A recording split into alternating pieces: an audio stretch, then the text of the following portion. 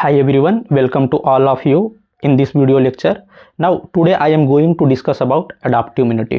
देखो previous lecture के दौरान मैं इनेट इम्यूनिटी के बारे में बात किया था। आज मैं बात करूंगा एडाप्टिव इम्यूनिटी के बारे में। थोड़ा सा मैं आपको रिकैप करा देना चाहता हूँ। इनेट इम्यूनिटी में मैं क्या बताया था कि जो इनेट इम्यूनिटी होता है बाय बर्थ होता है, नॉन स्पेसिफिक होता है। याद आ रहा है कुछ? यदि आप अभी तक उस लेक्चर को नहीं देखे हैं, जाइए और इनेट इम्यूनिटी वाले लेक्चर को देख करके आइए। इसके बाद आपको एडॉप्टिव इम्यूनिटी अच्छे से समझ में आएगा। देखो कहीं कहीं पे मेंशन होता है एडॉप्टिव इम्यूनिटी या फिर कहीं पे लिखा होता है एक्वायर्ड इम्यूनिटी। तो आप क्या बोलोगे? ऑल्सो नोन एज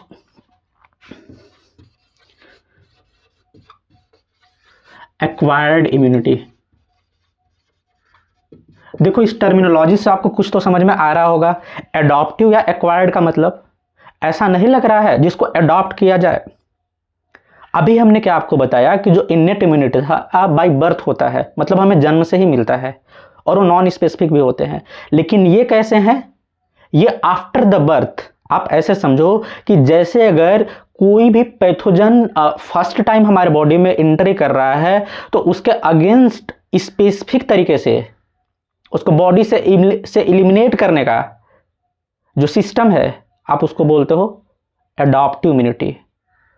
और ये टाइम के साथ साथ हमारा बॉडी एडॉप्ट करते जाता है। समझ रहे हैं आप इस बात को? तो चलिए सबसे पहले मैं इसका कुछ फीचर्स को यहाँ पे मेंशन करता हूँ। सबसे पहले आप देखो फीचर्स, ठीक है ना?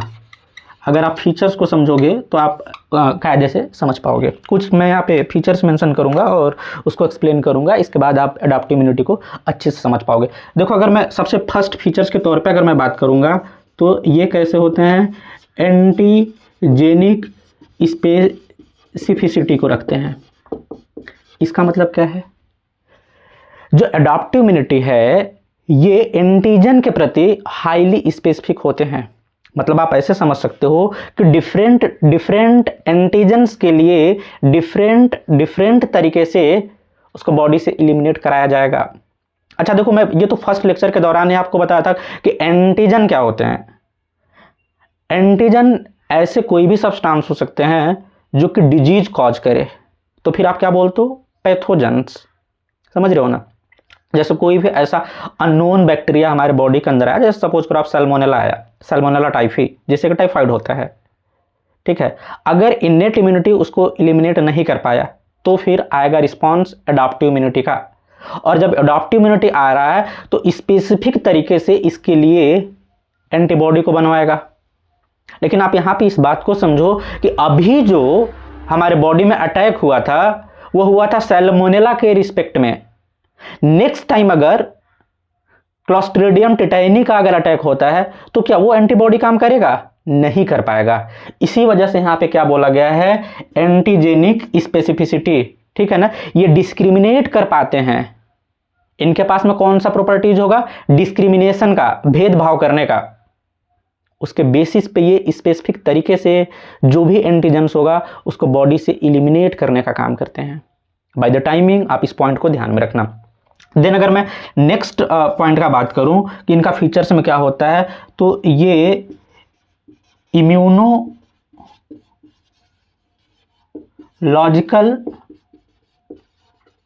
मेमोरी को रखते हैं। अब आप इस बात को समझो, जब एडॉप्टिव इम्यूनिटी का रिस्पॉन्स हमारे बॉडी में आता है, जैसा कि हमने अभी एग्जांपल लिया, मान लो कोई एक यहाँ पे पर्सन एक्स है, सपोज करो कि ये एक्स है और इसको अटैक हुआ या इनकाउंटर हुआ सैल्मोनेला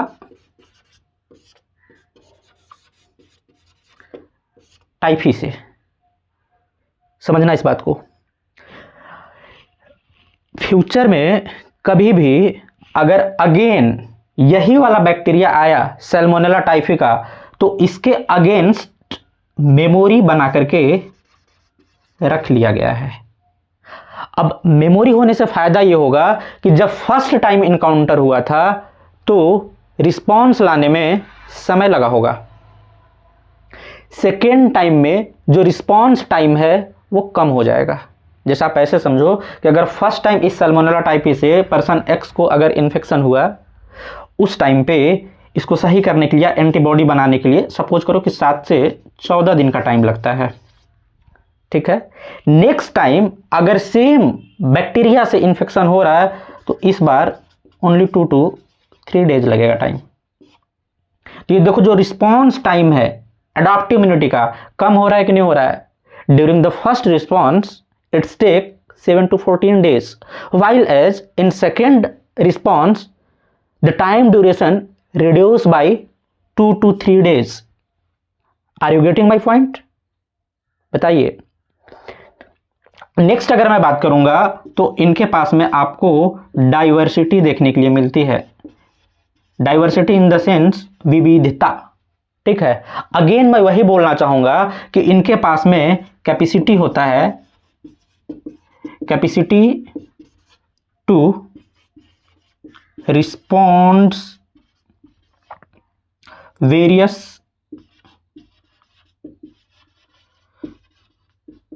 एंटीजेंस या फिर पैथोजेंस। बाय द टाइमिंग आप इस बात को भी ध्यान में रखो कि इनके पास में हाईली डाइवर्सिफाइड फंक्शंस होता है। किसी भी तरह का एंटीजन बॉडी में आए उसके अगेंस्ट स्पेसिफिक तरीके से ये क्या करेगा, रिस्पॉन्स को लेकर के आएगा, ठीक है ना। देन नेक्स्ट अगर मैं बात करूं लास्ट बट नॉट लीस्ट, जिसको कि आप बोलते हो recognition of self and non self, तो आप इसको ऐसे बोल सकते हो self and non self recognition. इसमें क्या होगा कि जो एडाप्टिव इम्यूनिटी है ये प्रॉपर तरीके से आइडेंटिफाई कर पाता है कि कौन अपना सेल्स है और कौन बाहर से आया हुआ है। समझिए आप इस बात को। अगर बाहर से आया हुआ है एज ए पैथोजन या एंटीजन काम कर रहा है तो उसको बॉडी से इलिमिनेट करना होगा और उसको ये अच्छे से रिकॉग्नाइज करता है। और अगर अपना सेल है तो उसको बाहर नहीं करेगा, सेल्फ टॉलरेंस के लिए वहां पे ये अपना फंक्शंस को लेकर के आएगा। और आप बोल सकते हो कि ये मतलब अपने सेल के लिए, अपने मॉलिक्यूल के लिए सेल्फ टॉलरेंस जैसे रिस्पॉन्स को लेकर के आता है। लेकिन जो नॉन सेल्फ मॉलिक्यूल्स होंगे या फिर पैथोजेंस होंगे उसको ये एलिमिनेट करेगा। ओके, सो एडाप्टिव इम्यूनिटी के कुछ और फीचर्स के बारे में भी हम लोग देखते हैं। देखो यहाँ पे अगर हम बात करते हैं एडाप्टिव इम्यूनिटी का तो क्या हम बात करते हैं नॉट इमीडिएट रिस्पॉन्स, तो आप इसको क्या बोलते हो, lag phase. Lag phase in the sense आप ये समझो कि यहाँ पे टाइम लगेगा, मतलब जो एडाप्टिव इम्यूनिटी है ये तुरंत रिस्पॉन्स लेकर के नहीं आते हैं, इनमें कुछ समय लगता है। तो यहाँ पे आपको लैग फेज देखने के लिए मिल जाता है, ठीक है ना। अब ये समय डिपेंड करता है 8 से 10 दिन 14 दिन तक का भी हो सकता है, ठीक है। तो आप इस तरीके से आप इसको ध्यान में रखना कि इसमें क्या होगा, लैग फेज आएगा। जबकि मैं इननेट में बात किया था वहाँ पे कोई भी लैग फेज नहीं होता है, इमीडिएट काम करना स्टार्ट कर देता है। इसके अलावा अगर यहाँ पे देखा जाए तो स्पेसिफिक एंड मेमोरी, ये तो मैंने अभी आपको बताया था कि मेमोरी बना करके रखते हैं। स्पेसिफिक तरीके से इसलिए काम करते हैं क्योंकि यहाँ पे क्या होंगे, बी सेल और टी सेल। बी सेल के ऊपर में बी सेल रिसेप्टर्स होगा, टी सेल के ऊपर में टी सेल रिसेप्टर होगा, जिसको कि शॉर्टकट में आप बीसीआर और टीसीआर बोलते हो। अच्छा देखो, मैं अलग से अभी तक बी सेल और टी सेल के बारे में नहीं पढ़ा पाया हूं आपको, तो मैं थोड़ा सा इसके बारे में यहीं पे बता देता हूं कि बी सेल और टी सेल होते क्या हैं। देखो, जो बी सेल्स है या टी सेल्स है, दोनों का जो फॉर्मेशन है बोन मैरो में ही होता है। समझिएगा बात को, चाहे बी सेल हो या फिर टी सेल हो, दोनों का जो फॉर्मेशन है बोन मैरो में होता है। लेकिन जब मैच्योरेशन की बात आती है तो टी सेल का मैच्योरेशन थाइमस में होता है, जबकि बी सेल का मैच्योरेशन बोन मैरो में ही होता है। इसी से इनका नेम पड़ा हुआ है। बी सेल आप क्यों बोलते हो, क्योंकि बोन मैरो में बना, वहीं पे इनका मैच्योरेशन हुआ। मैच्योरेशन इन द सेंस कि इनको एजुकेट किया जाता है, सिखाया जाता है, मतलब जो इनकी ट्रेनिंग है बोल सकते हो, ट्रेनिंग वहीं पे हुई, पूरा सारा काम इनका बोन मैरो में ही हो गया, इसलिए इनको नाम दे दिया गया बी सेल। जबकि अगर वहीं पे मैं बात करता हूँ टी सेल के बारे में, तो टी सेल ऐसे होते हैं जो बने तो बोन मैरो में हैं, लेकिन इनको भेजा कहाँ पे जाता है मैच्योरेशन के लिए, थाइमस में। थाइमस जो कि हम लोग का चेस्ट रीजन है, ठीक है ना, इधर पे ही पाया जाता है, जिसको क्या बोलते हो थाइमस ग्लैंड। आप जब एंडोक्राइनोलॉजी पढ़ते हो तो वहाँ पे भी थाइमस के बारे में पढ़ते हो, लेकिन इम्यूनोलॉजी में उसका ज़्यादा रोल है, क्योंकि थाइमस में ही टी सेल का मैचुरेशन होता है। यहीं पे इसको आप ये चीज़ बोल सकते हो कि लर्न कराया जाता है कि किस तरीके से इसको आगे अपना फ्यूचर फंक्शंस को करना है इम्यून रिस्पॉन्स के रिस्पेक्ट में। तो जो देखो ये बी सेल हैं, अगर मैं थोड़ा सा आपको कहीं पे बता देता हूँ, नाउ सी हियर, अगर मैं बात करता हूँ बी सेल का, ठीक है, तो बी सेल आगे डिफरेंशिएट होकर के क्या बनाता है, ये बनाएगा प्लाज्मा सेल, और जो प्लाज्मा सेल है ये फर्दर आगे जा कर के क्या बनाता है, एंटीबॉडी। ठीक है, तो याद रहे एंटीबॉडी किससे बनता है, प्लाज्मा सेल से। प्लाज्मा सेल किससे बना, बी सेल से। इसके अलावा ये जब डिफरेंशिएट होते हैं तो क्या बना लेते हैं, मेमोरी सेल। मेमोरी सेल भी यही बनाएंगे। मेमोरी सेल का काम आएगा सेकेंड रिस्पॉन्स के टाइम पे।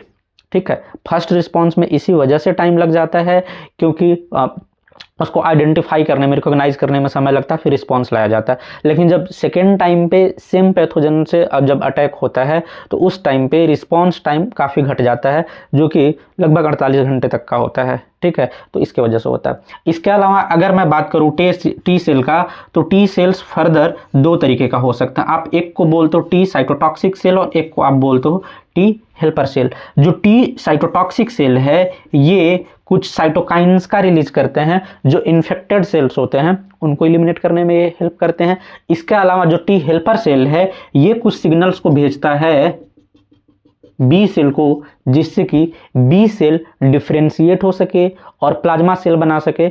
इसके अलावा वो एंटीबॉडी को बना सके। तो आप इस तरीके से समझ सकते हो कि एंटीबॉडी को बनाने के लिए बी सेल को सिग्नल मिलेगा टी हेल्पर सेल से, तब वो जाकर के एंटीबॉडी को बनाता है। तो ये कुछ ब्रीफ में था बी सेल और टी सेल के बारे में, आप इसको भी ध्यान में रखना। देन अगर नेक्स्ट मैं बात करूं यहाँ पे, तो मैं क्या लिखा हूं यहाँ पे कि नेचुरल इम्यूनिटी। ठीक है ना। अच्छा, ये बात ध्यान रखना कि जो एडॉप्टिव इम्यूनिटी है यहाँ पे आपको दोनों देखने के लिए मिलता है, नेचुरल भी और आर्टिफिशियल भी। जब अगर नेचुरल इम्यूनिटी का बात किया जाएगा तो जो एंटीजन है ये अननोन होगा, मतलब नहीं पता है, कुछ भी आ गया हमारे बॉडी के अंदर एंटीजन के तौर पे, और पहले हमारा जो इम्यून सिस्टम उसको रिकॉग्नाइज करेगा और उसके अगेंस्ट में वो क्या करेगा, एंटीबॉडी को बनाएगा या इम्यूनोजेनिक रिस्पॉन्स को लेकर के उसके अगेंस्ट में लेकर के आएगा। तो आप उसको क्या बोलते हो, आप उसको बोलते हो कि वो है नेचुरल इम्यूनिटी। लेकिन अगर वहीं पे मैं बात करता हूँ अगर आर्टिफिशियल इम्यूनिटी का, तो यहाँ पे क्या होता है, ये प्रीफॉर्म्ड या पहले से बना करके दिया जाता है, जो कि आपको देखने के लिए हमारे अंदर में भी मिल जाता है। समझिएगा आप इस बात को। ठीक है। अच्छा, अब इस पॉइंट को समझो, ये दोनों काफ़ी इंपॉर्टेंट हैं। ठीक है, एक देखो यहाँ पे क्या मेंशन किया गया, एक्टिव। एक्टिव तभी होगा हमारा एडाप्टिव इम्यूनिटी जब एंटीजन आएगा। समझिएगा बात को, जब एंटीजन बाहर से हमारे बॉडी के अंदर आया हुआ है तो जो हमारा इम्यून सिस्टम है वो एक्टिव होकर के एंटीबॉडी को बनाएगा या मेमोरी सेल को बनाएगा, और जब मेमोरी सेल को बनाएगा तो रिस्पॉन्स कैसा लेकर के आएगा, परमानेंट, हमेशा के लिए। जबकि अगर मैं वहीं पे बात करता हूँ पैसिव का, तो पैसिव में क्या है, यहाँ पे आपको डायरेक्टली एंटीबॉडी दिया जाता है, एंटीबॉडी का रिस्पॉन्स देखने के लिए मिलता है, और ये क्या होता है, टेम्पोररी होता है। तो फिर बात यहाँ पे ये आता है कि जब एक्टिव है ही था तो फिर पैसिव का जरूरत क्या था, पैसिव में हम बाहर से बना करके क्यों एंटीबॉडी दे रहे हैं। देखो होता क्या है कि कुछ पैथोजेंस का जो इंक्यूबेशन पीरियड होता है, इंक्यूबेशन पीरियड समझ रहे हो आप, जैसे मान लो कोई पैथोजन आ जाया हमारे बॉडी के अंदर, ठीक है, और आज से 10 दिन बाद अगर वो रिस्पॉन्स को लेकर के आ रहा है, ठीक है, मतलब डिजीज को कॉज कर रहा है, सिम्टम्स को लेकर के आ रहा है, तो आज से जो 10 दिन का टाइम ड्यूरेशन है, आप इसको क्या बोलते हो, इंक्यूबेशन पीरियड। ठीक है, तो अगर जैसे कोई ऐसा पैथोजन है जो एंट्री आज लिया है और रिस्पॉन्स लाने में वो टाइम लगा रहा है, तो वहाँ पे हमारा कौन काम करेगा, एक्टिव इम्यूनिटी।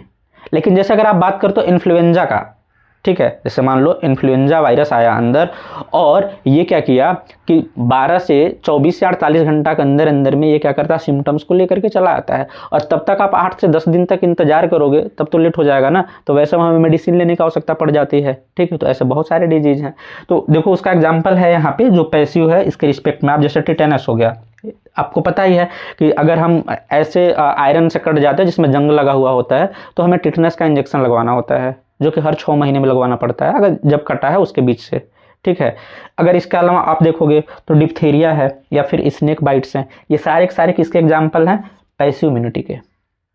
ठीक है। एडाप्टिव के अंदर में ही आप देखना जाकर के फर्स्ट लेक्चर को, वहाँ पे मैं क्लासीफाई किया हूँ। ठीक है। इनेट इम्यूनिटी, उसके अंदर में एक्टिव पैसिव, फिर एडाप्टिव इम्यूनिटी, उसके अंदर में एक्टिव और पैसिव। जब एक्टिव का बात करेंगे तो A for active, A for antigen. जब एंटीजन बॉडी का अंदर एंट्री कर रहा है, बॉडी खुद ही रिस्पॉन्स जनरेट कर रहा है, उसके अगेंस्ट में इम्यूनिटी को डेवलप कर रहा है, आप उसको बोलोगे एक्टिव इम्यूनिटी। ठीक है। लेकिन अगर किसी भी पैथोजन का जो इंक्यूबेशन पीरियड है बहुत कम है, वैसे केस में हमको क्या देना पड़ता है? बाहर से हमें एंटीबॉडी देना पड़ता है, और फिर आप उसको क्या बोलते हो? पैसिव बोलते हो। उसके कुछ यहाँ पे एग्जाम्पल मेंशन है, आप इसको ध्यान में रखना। ठीक है। So this is all about adoptive immunity. देखो ये अडॉप्टिव इम्यूनिटी का एक बहुत ही ओवरव्यू बोल सकते हो, आउटलाइन क्लास है। जब मैं इसको डिटेल्स में पढ़ाऊंगा तो ये काफ़ी लंबा खींचेगा, और आने वाले क्लासेस में मैं इसको डिटेल में भी पढ़ाऊंगा आपको। ठीक है। यदि आपको मेरा पढ़ाया हुआ समझ में आता है तो वीडियो को लाइक कीजिए, चैनल को सब्सक्राइब कीजिए, और अपने फ्रेंड्स के साथ में इसको शेयर कीजिए। Thank you.